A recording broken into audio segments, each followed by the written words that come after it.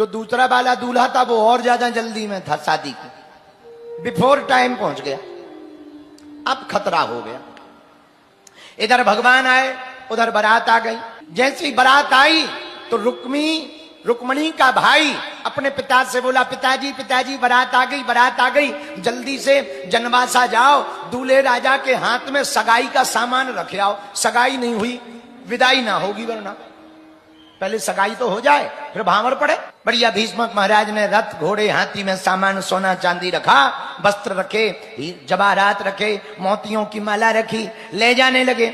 जैसे ही ले जाने लगे तब तक भगवान द्वारकाधीश उसी नगर में पहुंच गए। सो पूरे गांव में हल्ला हो गया, द्वारकाधीश आ गए। तो भीष्मक महाराज ने सोचा सगाई को जा रही है, द्वारकाधीश का स्वागत कर ले, फिर सगाई कर लेंगे।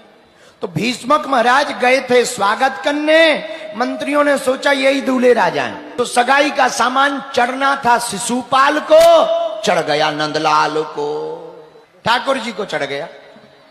और जहां चढ़ा सामान सोई भीष्मक महाराज नाराज होके बोले, हे ये क्या कर रहे हो?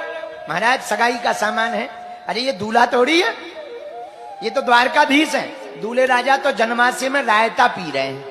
तो सब मंत्री बोले गलती हो गई, गलती हो गई। भगवान मन ही मन बोले, ससुर जी बढ़िया हुआ, नियम पूरा हो गया। कल के दिन हमारी शादी होती तो लोग कहते सगाई हुई नहीं, शादी कर ली, नियम पूरा हो गया। थैंक यू वेरी मच ससुर जी, मन ही मन बोले, सामने नहीं बोले। अब भीष्मक महाराज बोले, महाराज आप हमारे नगर में आ गई हो, चरण रखो, थोड़ा नगर घूम लो, चलो।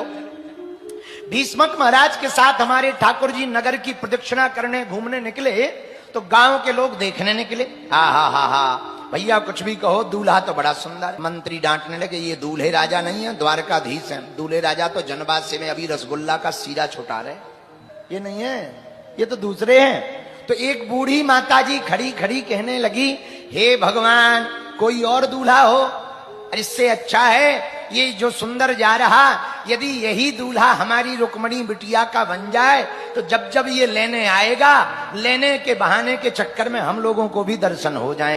भगवान मन ही मन बोले, माताजी चिंता ना करो, हम ही आते रहेंगे, हाँ हम ही आएंगे। भगवान ने सोचा कहीं हम लेट ना हो जाए, रुक्मणी जी वहां से निकल जाए, मामला गड़बड़ हो जाएगा। तो भगवान बीच में ही बोले, अच्छा महाराज हमें इमरजेंसी काम है, जरूरी, हम जा रहे, आप अपना काम धाम देखो। ठीक है प्रभु। प्रणाम किया भीष्मक महाराज ने। अब द्वारकाधीश जी गांव के बाहर देवी के मंदिर के पास पहुंच गए। तब तक एक लफड़ा हो गया, पूछो क्या।